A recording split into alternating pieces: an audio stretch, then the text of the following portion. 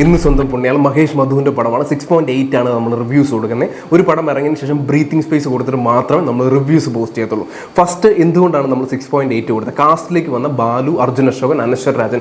എടുത്തു പറയേണ്ടത് അനശ്വർ രാജനാണ്. ബ്രില്യൻ്റ് ആയിട്ട് ചെയ്തിട്ടുണ്ട്. നല്ല അടിപൊളിയായിട്ട് ആ റോള് കൈകാര്യം ചെയ്തിട്ടുണ്ട്. കൂടുതൽ പറഞ്ഞാൽ അത് സ്പോയിലായിപ്പോൾ. സ്ക്രിപ്റ്റാണ് ഫസ്റ്റ് ഹാഫ് നല്ല ബ്രില്യൻ്റ് ആയിട്ട് എഴുതിയിട്ടുണ്ട്. നല്ല കൃത്യമായിട്ട് കാര്യങ്ങൾ കൊണ്ടുപോയിട്ടുണ്ട്. സെക്കൻഡ് ഹാഫ് ഉഴപ്പി എഴുതിയ പോലെയാണ് കയ്യിൽ നിന്ന് കംപ്ലീറ്റ്ലി പോയിട്ടുണ്ട്. സ്റ്റോറി നമ്മൾ ആമേൻ്റെയും അടികൽപ്പേരെ കൂട്ടമണിയുടെ ഒരു മിക്സാണ് സ്റ്റോറി. ഒരുപാട് മാച്ചിങ് ഇല്ലെങ്കിൽ നമ്മൾ പടം കണ്ടുകൊണ്ടിരിക്കുമ്പോൾ തന്നെ ഈ പടമൊക്കെ നമ്മൾ മനസ്സിൽ വരുന്നുണ്ട്. അത് ഈ പടത്തെ വല്ലാതെ ബാധിച്ചിട്ടുണ്ട്. പിന്നെ വെച്ച് ക്ലൈമാക്സ് ആണ്. സസ്പെൻസ് പ്രെഡിക്റ്റബിലിറ്റി ഉണ്ടെങ്കിൽ കൂടിയും ഓക്കെ നമുക്ക് കണ്ടിരിക്കുമ്പോൾ ഒരു വ്യത്യാസം നമുക്ക് ഫീൽ ചെയ്യുന്നുണ്ട്. എന്തുകൊണ്ടാണ് 6.8? എന്തുകൊണ്ടാണ് പടം ശരിക്കും കയ്യിൽ നിന്ന് പോകുന്നത്? ഒന്ന് റെപ്പറ്റേറ്റീവ് ആയിട്ടുള്ള സ്റ്റോറി ലൈനാണ്. ആൾറെഡി എവിടേക്കോ കണ്ടു മറന്ന പോലുള്ള ഒരു ഫീൽ നമുക്ക് വരുന്നു. പിന്നെ പടം കണ്ടുകൊണ്ടിരിക്കുമ്പോൾ തന്നെ ഈ പടത്തെ പറ്റിയൊക്കെ നമ്മൾ ചിന്തിക്കുന്നു. ഇതൊരിക്കലും ഒരു ഡയറക്ടറുടെ ഭാഗത്തുനിന്ന് ഉണ്ടാകാൻ പാടില്ല. അത് ശ്രദ്ധിക്കുക ഇനിയെങ്കിലും എടുക്കുമ്പോഴും.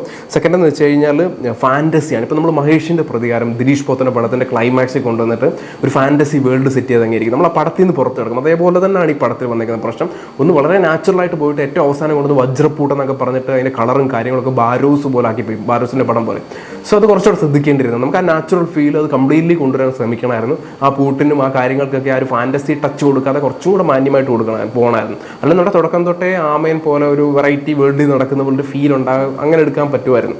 പക്ഷെ അത് ചെയ്തില്ല. അത് ലാസ്റ്റിലാണ് ശരിക്കും പറഞ്ഞ ഒരു ഫാൻറ്റസിയിലേക്ക് കയറുന്നത്. അതും വല്ലാതെ ബാധിച്ചിട്ടുണ്ട്. പിന്നെ പ്രെഡിക്റ്റബിലിറ്റി, പിന്നെ സ്റ്റോറി ലൈനിലെ റെപ്പറ്റേറ്റീവ്, ഇതൊക്കെയാണ് മെയിൻ ഇഷ്യൂസ് വരുന്നത്. പടത്തിൻ്റെ ഡയറക്ടറിനെ സംബന്ധിച്ചിടത്തോളം നല്ല ഫസ്റ്റ് ഹാഫ് നല്ല ഒഴുക്കിലെടുത്ത് വെച്ചിട്ടുണ്ട്. നല്ലൊരു സ്റ്റോറി, നല്ലൊരു സ്ക്രിപ്റ്റും കിട്ടി കഴിഞ്ഞാൽ അടിപൊളിയായിട്ട് ഡയറക്റ്റ് ചെയ്ത ഒരു ഡയറക്ടറാണിത് എന്ന് ഫീൽ ചെയ്യുന്നത് നമുക്ക് ഫസ്റ്റ് ഹാഫിൽ മാത്രം. ബാക്കി കംപ്ലീറ്റ്ലി കയ്യിൽ നിന്ന് പോയിട്ടുണ്ട്. ലൈറ്റ് ആൻഡ് ആർട്ട് വർക്ക് നല്ല ബ്രില്യൻ്റ് ആയിട്ട് ചെയ്തിട്ടുണ്ട്. ലൈറ്റ് ആൻഡ് ആർട്ട് വർക്കുള്ള ചെയ്ത ആൾക്കാർക്ക് നല്ല കയ്യടി കിട്ടുന്നതാണ്.